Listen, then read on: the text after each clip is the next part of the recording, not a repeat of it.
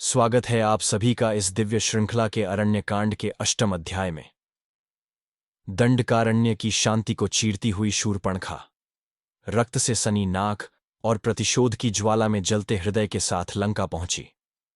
विक्षिप्त स्वर, बिखरे केश और तिरस्कार के क्रोध में डूबी वह राक्षसी रावण के राजसभा में आ पहुंची। रावण, लंका का पराक्रमी अधिपति, अपनी बहन की ऐसी दुर्दशा देखकर क्रोधित और व्याकुल हो उठा। शूर्पणखा ने रोते रोते पंचवटी की घटनाएं बताईं, श्रीराम की अलौकिक छवि, लक्ष्मण की कठोरता और सबसे अधिक सीता की अनुपम दिव्यता। भैया, वह बोली, उस स्त्री का सौंदर्य ऐसा है कि अप्सराएं भी उससे रश्क करें। यदि वह तुम्हारी रानी बने तो तीनों लोकों पर तुम्हारा आधिपत्य अटल हो जाएगा। रावण के भीतर दमन किए गए काम और स्वार्थ की ज्वाला भड़क उठी। अब उसकी सोच धर्म और मर्यादा से हटकर छल और अधिकार पर केंद्रित हो गई थी। सीता के सौंदर्य ने उसे बांध लिया और उसी क्षण उसने उसका अपहरण करने की योजना बना ली। उसका मन अब सोने की लंका के वैभव से अधिक पंचवटी की एक साध्वी की ओर आकृष्ट हो चुका था। रावण सीधे पहुंचा, आशीष शत्रुघ्न के रूप में तपस्वी जीवन व्यतीत कर रहे मारीच के पास। वह मारीच, जो कभी भयंकर राक्षस था, परंतु श्रीराम से पराजित होकर अब तपस्या में लीन जीवन जी रहा था।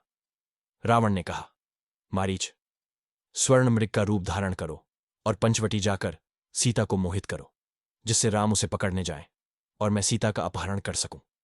मारीच घबराया, पर उसने रावण को चेताया, हे रावण, राम कोई साधारण मानव नहीं, वे धर्म स्वरूप हैं। उनका विरोध करना केवल मृत्यु नहीं, संपूर्ण विनाश को बुलाना है। लेकिन रावण ने उसे दो टूक उत्तर दिया, या तो राम के हाथों मरो या मेरे। मारीच ने गहन शांति से कहा, तो मैं धर्म के हाथों मृत्यु को वरण करता हूं, जानकर भी कि यह पथ उसका अंतिम होगा। मारीच तैयार हो गया, क्योंकि वह जान चुका था कि अब वह स्वयं भी इस महागाठा का एक पात्र बन चुका है।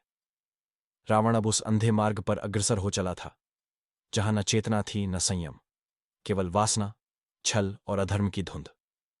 यही वह क्षण था जब लंका का यह ज्ञानवान राजा अपने पतन की प्रथम सीढ़ी चढ़ चुका था।